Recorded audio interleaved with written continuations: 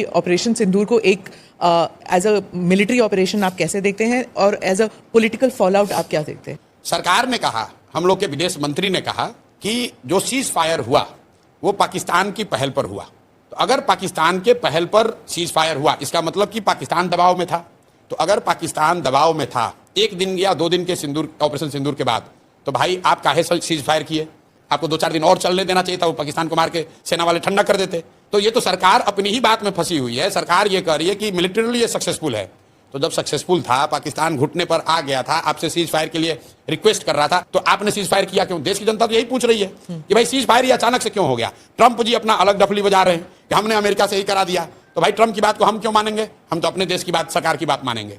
हमारे देश की सरकार कह रही है कि पाकिस्तान के रिक्वेस्ट पर सीज फायर किया गया।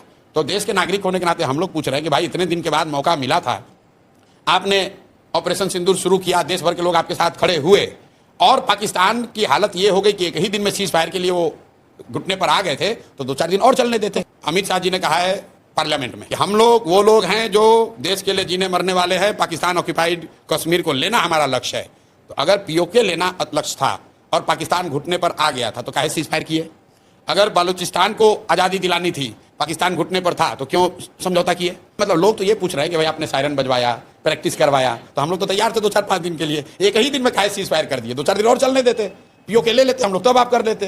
लोग ये चाह रहे हैं कि जब मौका मिल गया था तो पूरा ही साफ कर देते। बीजेपी के स्वयंभू नेताओं ने कहा कि अरे आपने इंदिरा जी को क्या देखा, हम तो पाकिस्तान को 4 टुकड़ा में कर देंगे, हम बलूचिस्तान बना देंगे, हम पीओके ले लेंगे। तो भाई कर लेना था। फिर आप कह रहे हैं भाई तो न्यूक्लियर स्टेट है। तो भाई न्यूक्लियर स्टेट एक ऑपरेशन सिंदूर होने के बाद थोड़ी ना बना, वो तो पहले से भी था। वो तो असेसमेंट मोदी जी जैसे विद्वान लोगों ने किया ही होगा पहले से। तो भाई काहे लड़ाई शुरू किए? और किए तो पूरा करना चाहिए। देश की जनता ने तो नहीं कहा कि हम लोग न्यूक्लियर वाले से डर रहे हैं। भाई बीजेपी को अगर आप मुझे एनालिस्ट पूछेंगे तो चुनावी नुकसान होगा जिस मैनर में ऑपरेशन सिंदूर को जिस मैनर में रोका गया, और खासकर ट्रंप के ट्वीट के बाद। मैं अपना अनुभव आपको बता रहा हूं, मुझे किसी ने अमेरिका से भेजा उस समय कि ट्रंप ने ट्वीट किया है कि सीज फायर हो गया। तो मैंने कहा यार फोटोशॉप होगा, ये ऐसा कैसे हो सकता है? ये विश्वास नहीं कर सकते हो आप। स्पीच था उनका। हाँ, नहीं, ट्वीट पहले, सबसे पहले ट्वीट आया था।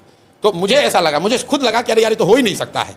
तो मतलब देश की जनता को ये लगा कि यार इतना बड़ा जब हम लोग तैयार मेंटली प्रिपेयर हो ही गए थे, तो 1-2 दिन 4 दिन एक उसको लॉजिकल कंक्लूजन तक ले जाना था। नहीं ले गए, चलिए उनका डिसीजन है, नहीं हुआ, मतलब पॉलिटिकली वो खुद भी कह रहे हैं नहीं हुआ है। उसके बाद आप मोदी जी का बयान सुनिए, डैमेज कंट्रोल करने के लिए वो क्या कह रहे हैं कि ऑपरेशन सिंदूर जारी है, उसका फॉर्म बदल गया है। वो भी नहीं कह सकते हैं कि रोक दिया है, क्योंकि उनको भी मालूम है कि देश की जनता ये नहीं चाहती थी कि रुके। जिस तरीके से सीज फायर हुआ उससे बीजेपी को पॉलिटिकल नुकसान होगा।